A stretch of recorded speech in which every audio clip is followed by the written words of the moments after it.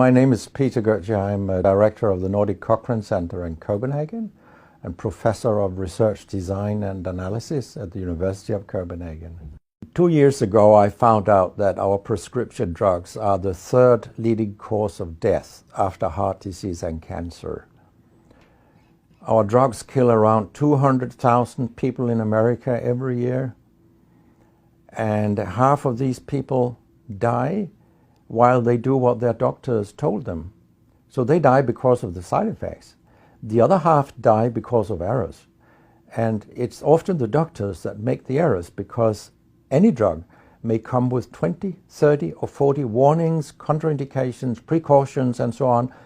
No doctor in the world knows about all this. So they give patients drugs that they should not have given them, that interact dangerously with other drugs or food items or so on. And then the patients die. That's the other half. So the other thing I found out 2 years ago was that much of what the drug industry does fulfills the criteria for organized crime in US law. And they behave in many ways like the mafia does. They corrupt everyone they can corrupt. They have bought every type of person, even including ministers of health in some countries. So there is a huge amount of corruption. In my country, for example, Denmark, we are regarded as having very little corruption.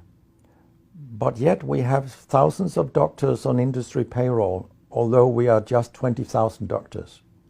So this is an effective kind of corruption. The drug industry buys the professors first, then chiefs of department, then other chief physicians and so on. They don't buy junior doctors. So when several thousands are on industry payroll, it's really, really bad. And that's why I wrote my book, Deadly Medicines and Organized Crime, How Big Pharma Has Corrupted Healthcare. I hope to convince patients not to take so many drugs, because so many die from the drugs they take. In my country, people take so many drugs that every single citizen can be in treatment with 1.5 drugs from they are born till they die. This is incredible. And drugs are not that helpful. And they kill very many of us. We know that. That's why drugs are the third major killer after heart disease and cancer. So what we need in the coming years is to take far fewer drugs than what we do currently. If we did that and we were careful, then we could live longer and live better lives. Because drugs have many side effects, and patients often don't realize that when they become worse, that it could be a side effect of the drug, which they continue taking because that's what their doctors tell them. So when I was a specialist in internal medicine, what I very often did was that I stopped a lot of drugs, particularly in elderly people, and it's quite revealing to see a bedridden elderly person come into your ward, and when you stop the drugs, I mean, that person becomes many years younger. And many of these drugs affect the brain, and old people tolerate that very, very badly. They fall, and when they break a hip, 1/4 of them die. And for example, antidepressant drugs are used in more than 10% of our elderly.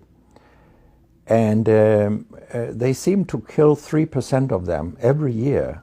I mean, if 100 old people take an antidepressant for 1 year, 3% of them will die because they fall and break their hip.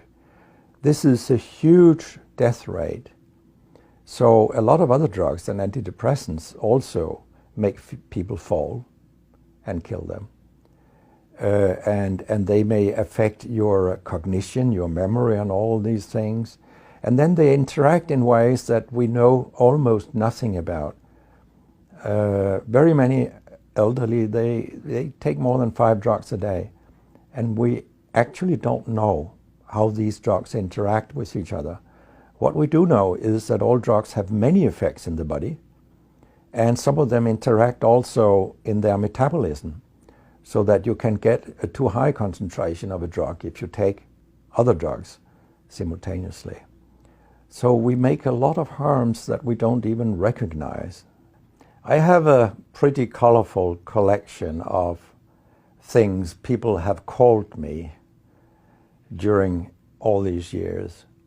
And sometimes journalists have asked me, why do you always look up controversy? And my reply is, I don't. Controversy looks me up. Because it's not popular to tell the truth in healthcare. You will get a lot of enemies, because a lot of people make money on false premises, doctors and industry alike. And our drug regulators and our politicians, they are on board on this wagon. So very few people are independent of money in healthcare.